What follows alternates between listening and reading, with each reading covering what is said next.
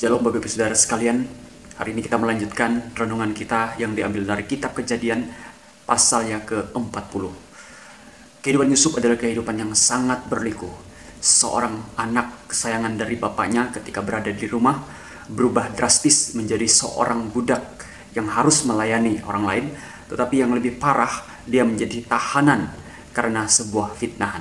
Tetapi kita melihat Yusuf melakukan semua pekerjaannya, kewajibannya dengan baik, sehingga ia menjadi orang kepercayaan kepala penjara. Kejadian pasal 40 menceritakan sepotong kisah ketika Yusuf ada di dalam penjara.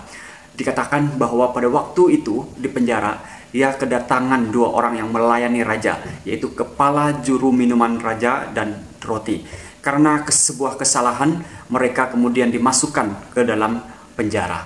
Beberapa waktu lamanya, di suatu pagi, kedua orang ini bangun dengan perasaan yang tidak enak dan dengan muka yang muram. Lalu Yusuf bertanya kepada mereka, kenapa mereka demikian? Kejadian pasal yang ke-40 ayat yang ke-8, jawab mereka kepadanya, kami bermimpi, tetapi tidak ada orang yang dapat mengartikannya. Lalu kata Yusuf kepada mereka, bukankah Allah yang menerangkan arti mimpi? Ceritakanlah kiranya mimpimu itu kepadaku. Singkat cerita, sang juru minum raja menceritakan tentang mimpinya.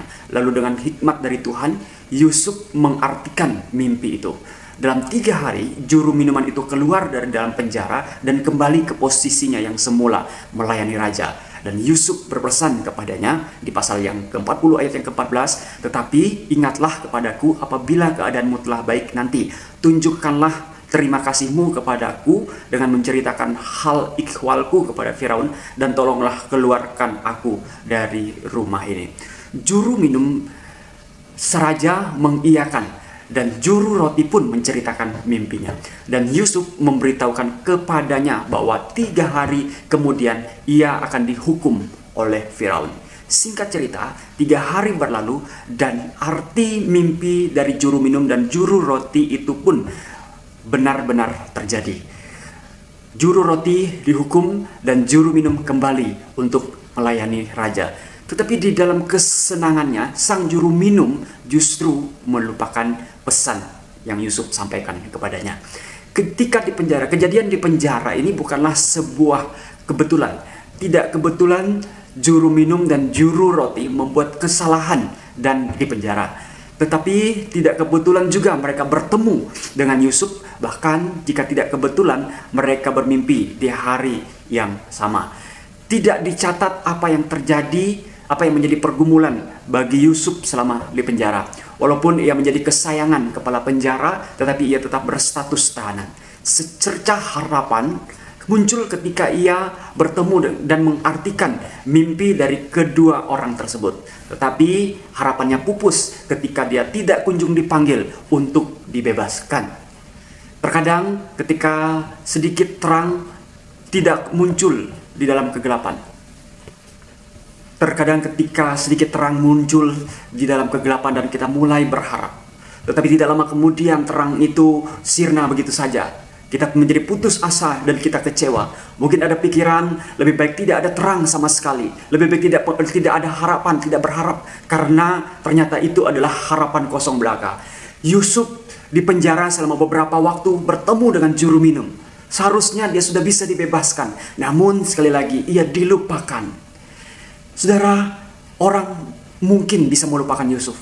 Tetapi Tuhan tidak pernah lupa seorang yang bernama Yusuf. Sekilas tampak Tuhan diam dan tidak berbuat apa-apa sama sekali untuk membebaskan Yusuf. Tapi sebenarnya Tuhan sedang mempersiapkan Yusuf untuk sebuah rencana yang sangat besar di depan yang akan dihadapi. Manusia bisa lupa, tetapi Tuhan tidak pernah lupa.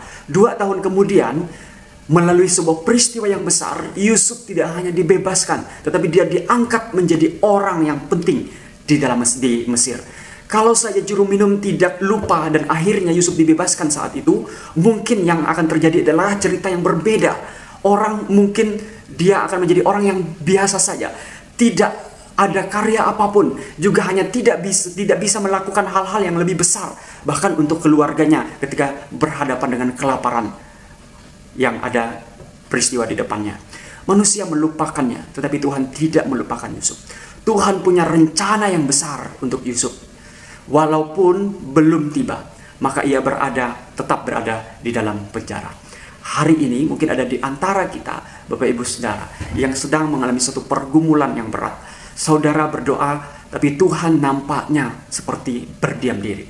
Orang di sekitar juga nampaknya tidak begitu memperdulikan kita akan semua masalah yang kita hadapi.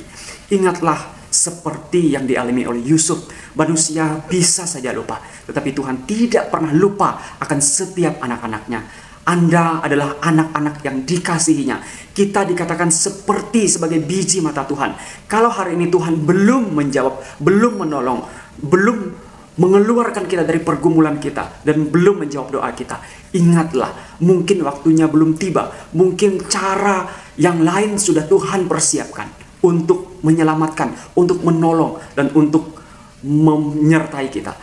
Dia adalah Bapa kita yang punya rencana yang terbaik, yang terindah, tepat pada waktunya.